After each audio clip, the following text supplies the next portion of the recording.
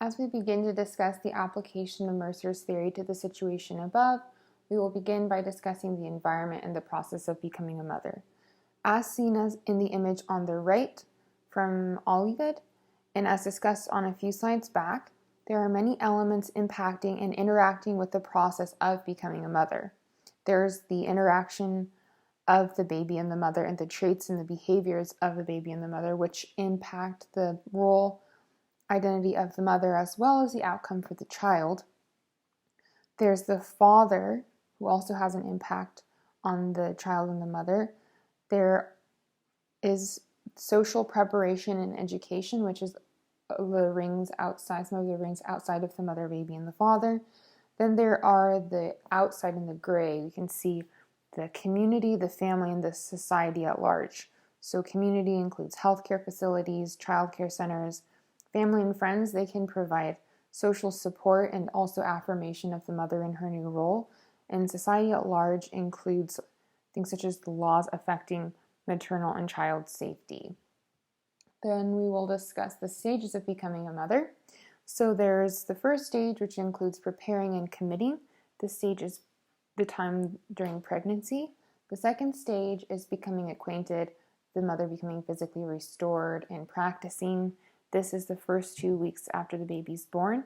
Then we have approach to normalization, which is the second week to the fourth month generally.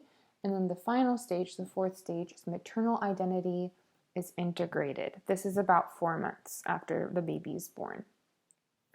In this situation, we can see that the mother is in the second stage. She's in her first 2 weeks. She's becoming acquainted with her new role, her baby. She's physically becoming restored, and she's practicing.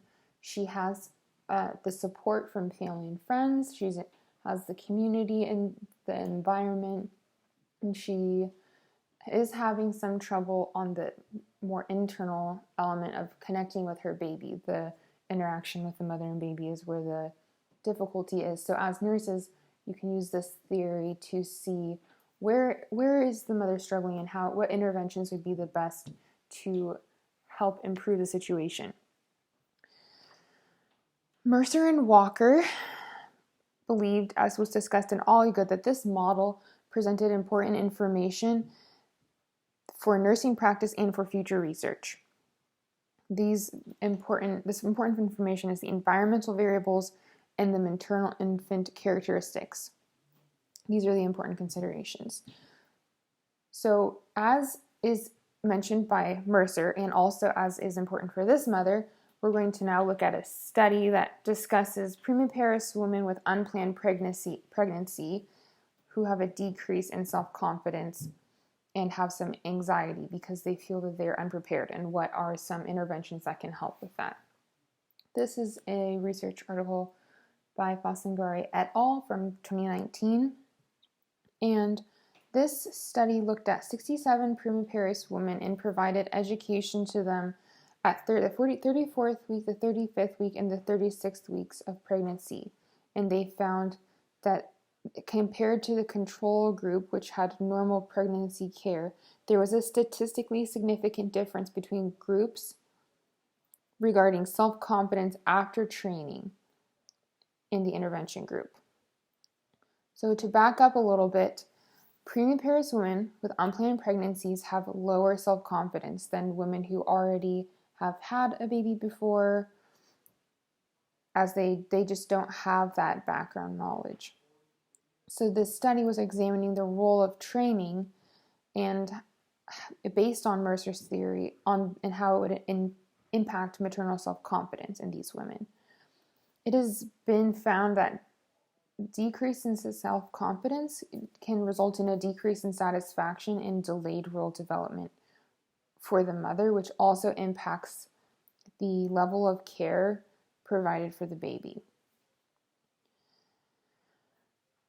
So the mothers in this situation, they were provided with, at 34 weeks, information about the behavior of the fetus and the embodiment of internal role. In the 35th week, they were discussing behaviors of attachment and taking care of the infant. And then in the 36th week, they discussed breastfeeding and it was mostly breastfeeding training.